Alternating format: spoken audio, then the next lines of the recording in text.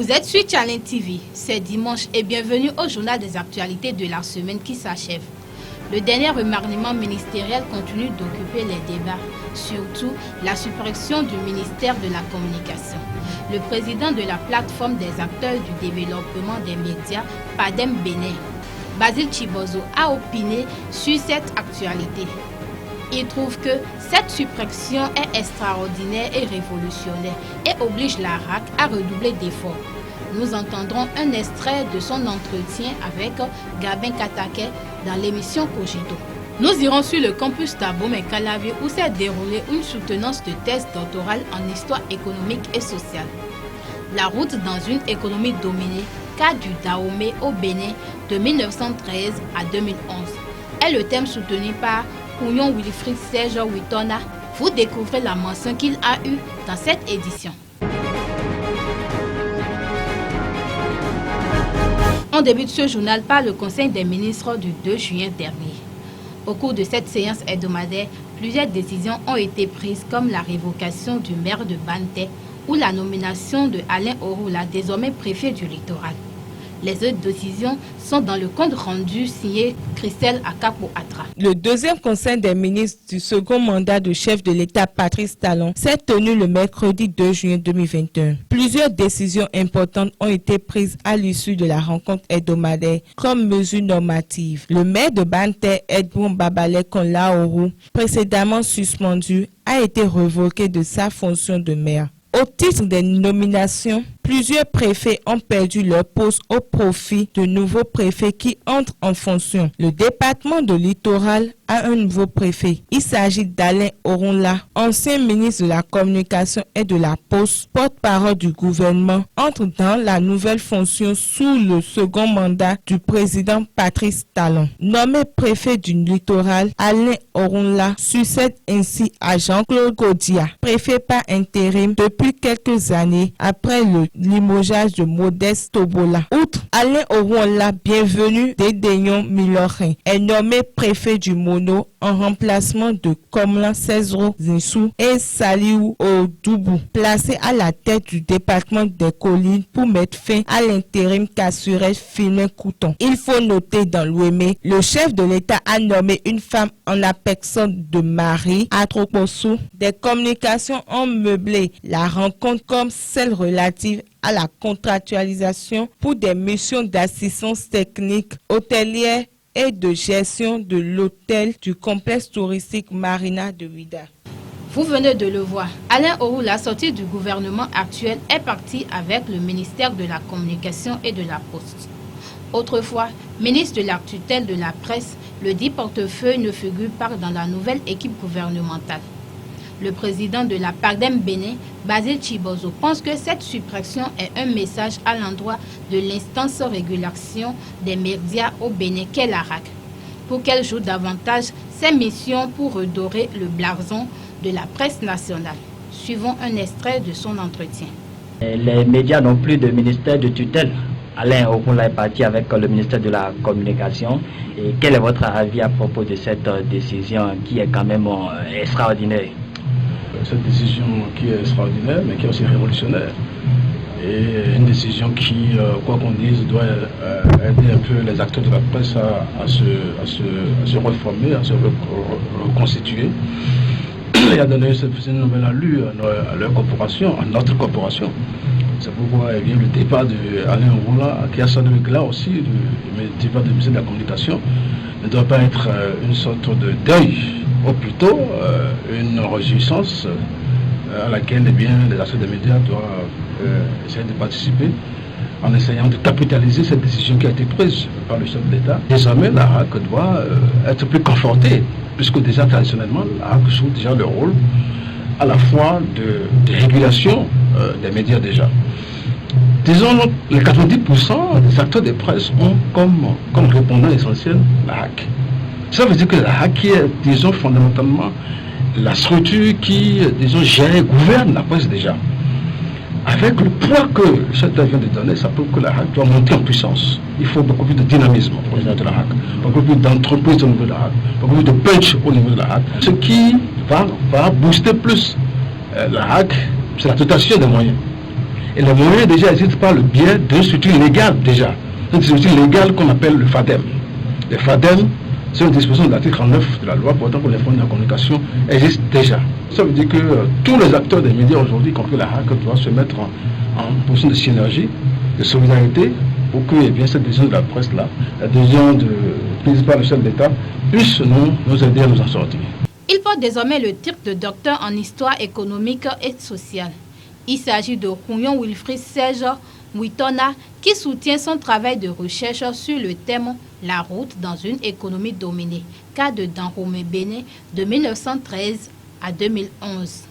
Un travail qui lui a valu la mention très bien avec les félicitations des jurés. Dieudonné Sodabe pour le compte rendu. Voilà. C'est cette acclamation qui consacre Rouyon Wilfrid Serge Witona, docteur en histoire économique et sociale avec mention très honorable. Il s'agit du fruit d'une longue année de recherche portée sur le thème « La route dans une économie dominée », cas du Dahomey Benin 1913-2011. Le désormais docteur Witona l'a souligné et clarifié quelques aspects clés du sujet lors de la cérémonie de soutenance déroulée par Zoom conférence à l'université d'Abomey-Calavi le mercredi 2 juin 2021. Qui parle de route, parle d'une voie de communication. Quelle est la part de cette route alors dans le processus de développement économique et social du Dahomey devenu Bénin de 1913 à 2011? Voilà la question centrale que nous nous sommes posés. De 1913 à 1945, le réseau routier s'est mis en place au Dahomey et s'est développé. Ce réseau routier a été réalisé, c'était justement pour soutenir l'économie de traite. C'est en 1948 qu'avec le FIDES, les premières routes ont été bitumées au Dahomey. La route au Dahomey puis au Bénin est et demeure la principale infrastructure de transport qui charrie plus de 70% du trafic de marchandises et près de 90% du trafic passager. Or, notre étude a montré que la route coûte cher pour la construction, pour l'entretien.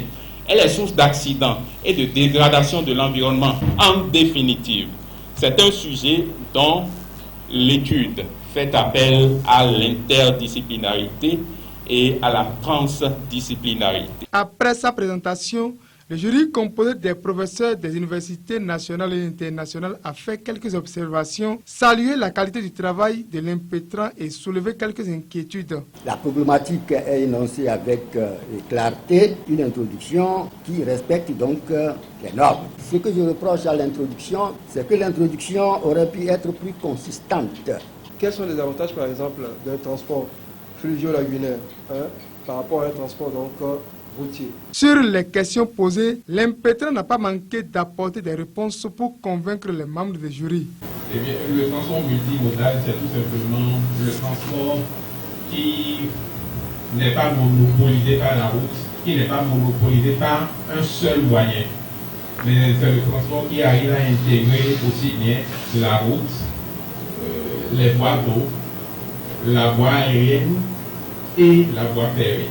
Fier d'avoir accompli un rêve, le docteur en histoire économique et sociale a pour finir lancé un appel aux autorités politico-administratives, tout en promettant de continuer ses recherches dans cette perspective. D'Abomey-Calavi partons dans la commune de Zé où l'ONG Djawamo, dans le cadre de la 3e édition de promotion de patrimoine culturel ancestral, a décoré 33 dignitaires dont 4 rois. Dieudonné Sodabe pour le reportage riche en couleurs. Stimuler les dignitaires et rois à davantage œuvrer pour la promotion du patrimoine culturel ancestral. C'est ce qu'ambitionne l'organisation non gouvernementale Djawamo en initiant depuis quelques années la décoration de certains acteurs culturels.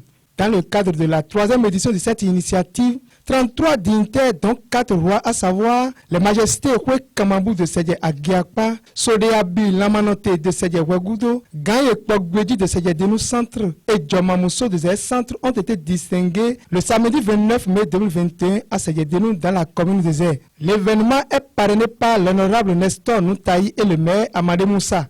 À l'occasion, le président de l'ONG Djawamo a rappelé le bien fondé de l'initiative. Cette année, nous avons voulu initier cette cérémonie dans la commune de Zé pour honorer les dignitaires de Puy de Vaudou qui se battent jour et nuit pour la préservation de leur patrimoine culturel. Du côté du maire de la commune de Zé, l'importance du patrimoine culturel ancestral dans le développement d'une nation n'est plus à démontrer. C'est pourquoi il a réaffirmé son engagement à accompagner les dignitaires à travers les initiatives et des arrêtés communaux. Maman, que nous vivons, nous donnons les fonds et nous n'avons pour préserver les. Une bonne nouvelle selon le porte-parole des rois qui a vanté les mérites du patrimoine culturel ancestral et remercié l'ONG Joamo et le gouvernement du président Patrice Talon pour ses initiatives en faveur de la culture béninoise. Nous allons remercier très sincèrement son excellence, monsieur le président Talon.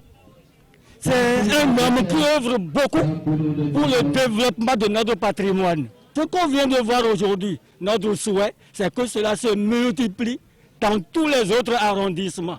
Revenant sur quelques avantages du patrimoine culturel ancestral, le parrain de l'événement a fait savoir que la commune de Zé regorge des potentialités touristiques.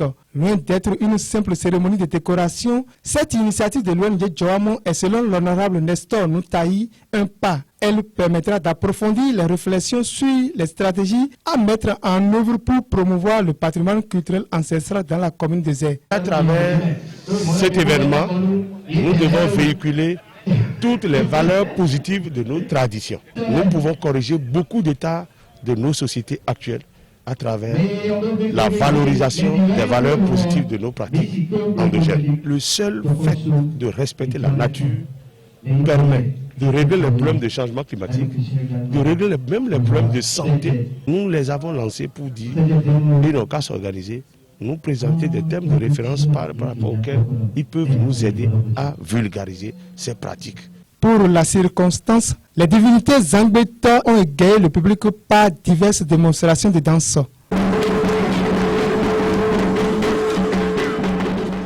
C'est sur ces dernières informations que prend fin ce journal. Merci à toutes et à tous de nous avoir suivis.